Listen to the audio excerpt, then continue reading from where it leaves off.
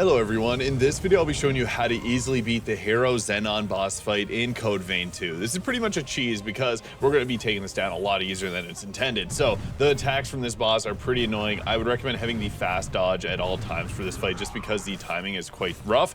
And actually dodging towards this boss can be pretty decent, as you saw there. If you get in close to him, sometimes the invincibility frames that you get from dodging makes it line up with his attacks a little bit better. But the big thing is using the grenade launcher here, or really any of the bayonets that you have upgraded, and I'd highly recommend using one because we got some range with one of the attacks here and we can apply venom really easy this way. That's the major key to success here because this boss is actually kind of weak to venom. So we're also going to be using the bats here to be able to get our action points back, which is really important since we're just going to be mostly spamming skills. You can use a few melee attacks to be able to get your blood back so that we can cast a bit more, but the heavenly strike that you see here is going to be a major key to success, especially in the second phase. It's a little bit more challenging to land than this drawback shot that I just used there. That one's great for the mobility because you can get away from the boss this way, but using heavenly strike will do twice as much damage and twice as much application of the venom.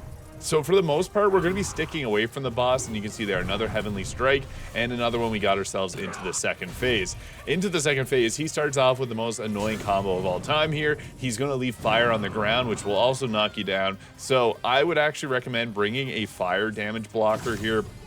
You can use these items, and I'd actually recommend making one for this so you can check your item synthesis before jumping into the arena here. And I would definitely recommend bringing that and using it because it makes a big difference. That attack I got greedy with using 2 heavenly strikes, which was fine because I didn't take a large amount of damage, and I was able to do a good amount of damage to this boss.